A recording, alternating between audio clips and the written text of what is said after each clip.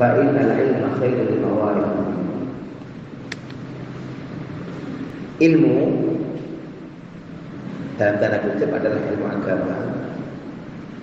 Siapa saja yang menujunya pasti akan menemukan menuju tujuan semuanya. Karena kata kuncinya adalah agama. Orang ahli keuangan, satu contoh misalkan perbankan, punya ilmunya perbankan, tapi nggak punya agama, kira-kira apa yang terjadi? Beberapa kasus pakai rekening fiktif dan sebagainya, karena tidak percaya bahwa Allah suatu saat akan memperlihatkan apa yang telah diperlihatkan. Orang pekerjaannya yang bangun misalkan kontraktor, kalau tidak didasari ilmu agama, satu contoh misalkan, lihat beberapa masjid, pintu di depan ini kenapa dibangun? Kenapa pintu di depan ini dibangun? Depan dibangun, kok nggak di tengah-tengah situ saja? Sebagian masjid pintu yang paling depan kayak gini ditutup, belakangnya yang dibuka. Kalau nggak punya dasar ilmu agama, sing penting didelok api, gak delok makmumnya nanti sah atau tidak, atau melihatnya begini, halas pakai makmum sing penting sambung lah usah. Tidak demikian aturannya. Makanya pintu harus dibuka di depan supaya yang sebelah luar nyambung. Makanya yang sebelah tangga itu kenapa ada tangga? Kenapa ada tangga? Kok betul semberapnya? Kenapa dipasang? Ya tanyakan sama yang masang. Tapi kalau orang yang punya ilmu agama pasti tahu kenapa dipasang tangga di situ. Supaya wasil apa? Apa artinya wasil? Sambung antara jamaah yang di bawah dengan jamaah yang di atas. Oke? Jamaah yang di bawah dengan jamaah yang di atas. Kenapa tidak di belakang aja? Karena belakang itu bukan diperuntukkan untuk masjid. Sehingga dan kamar mandi. Kalau naik berarti kalau mundur ke belakang ada izwiran dan initof. Ada kalau mau naik mesti balik. Oke? Izwiran dan initof berputar. Kalau di luar masjid maka tidak bisa sambung antara yang atas dengan yang bawah. Antara satu jamaah dengan makmum. Tapi kalau di depan, di dalam masjid kayak demikian, maka izwiran muter-muter tidak apa-apa. Pokoknya yang penting naik bisa sambung karena masih di dalam masjid. Kenapa? Karena dulu itu adalah parkiran, diperlebar, dulu tangganya ada di sebelah sini, masih boleh. Karena tangganya di sini dibongkar, maka dipindah di belakang sana. Pokoknya untuk naik gitu saja. Maka yang putih terancam tidak bisa sambung sholatnya.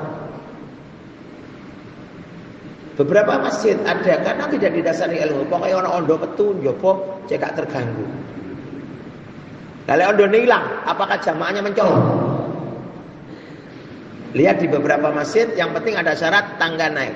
Ini kalau dari segi pemborong, yang punya pemborong, penggambar masjid dan sebagainya. Makanya masjid di Baduy 3 ada tangga tapi menjorok ke dalam, tidak masalah. Sama di Masjid Makkatul Mukarramah juga demikian.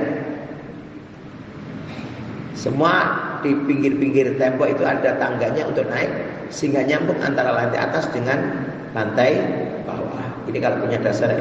Makanya pondok yang sebelah sana, sholat di aula sana bisa nggak? Nggak bisa. Dan di belakang Al-Firdaus nggak bisa. Di belakangnya bisa karena tangganya di belakang.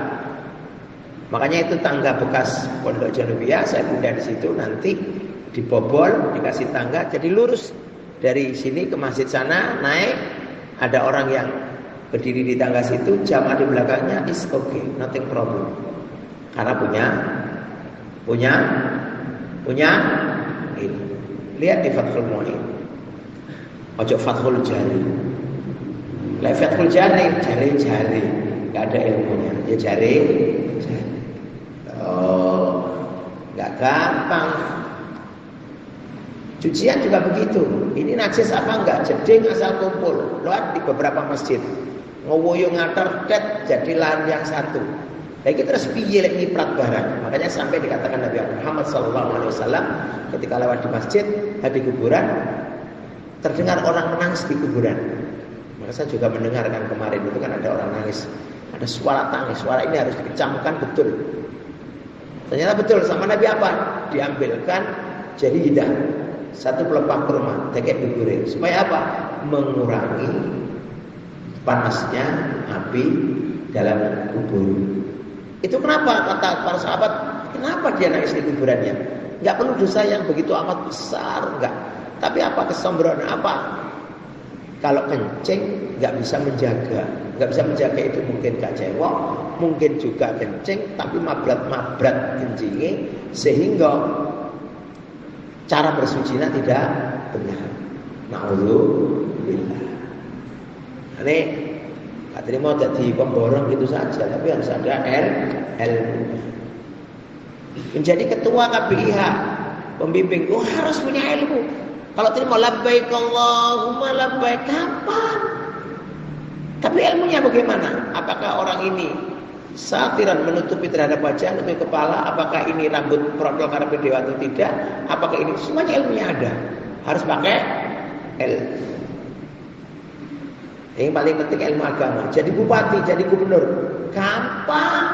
Tapi kalau jadi gubernur, jadi bupati nggak punya ilmu agama, mas susah. Yang penting orang duit ini wes, jalan wes, duit apa ini? Gak masalah kalau tidak percaya itu ada hari akhir. Silahkan oke, santap apa saja.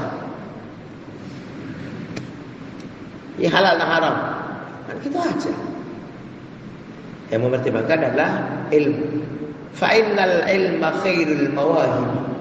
Karena ilmu itu sebaik-baiknya pemberian Allah Subhanahu wa taala.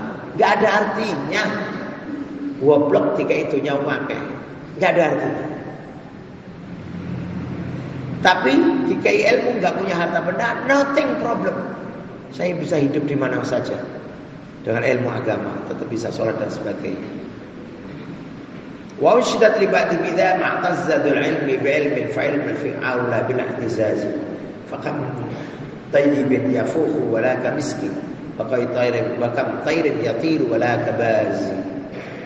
Jika seseorang yang punya ilmu itu terhormat karena ilmunya, maka yang paling utama adalah apa? Fa'ilul fiqhi aula bi'tizazi. Maka ilmu fikih yang harus diutamakan. Ada ilmu banyak, ilmu fikih yang paling diutamakan. Jalannya ilmu fikih apa? Ilmu nahwu dan sharaf. Berarti dahulukan untuk mencari ilmu fikih dan sharaf, untuk ilmu nahwu dan sharaf, untuk mengetahui banyak hal. Tapi sebelumnya makanya diajarkan fasolatan itu walaupun Jawa, tapi ada ilmu agama. Kenapa? Banyak sekali pewangian yang semerbak, tapi nggak semerbak minyak misik. Banyak juga burung yang bisa berterbang, tapi tidak bisa berterbang sebagaimana burung Garuda. Mana kami berdok, bisa nggak menahan depan? Tidak bisa. Terbang tinggi bisa nggak? Nggak bisa. Manuver nggak bisa. Tanpa mengepakkan sayapnya, manuver bisa? Nggak bisa. Mesti gerak terus. Tapi kalau burung Garuda mengepakkan sayap, turun karena aerodinamis, maka bisa terbang ke sana kemari, tidak menggerakkan sayapnya. Wa yushaddi ba'dihim al-fiqh wa anfashu syai'an an-dafiru man yudrisul ilma lam tudris mafakhira.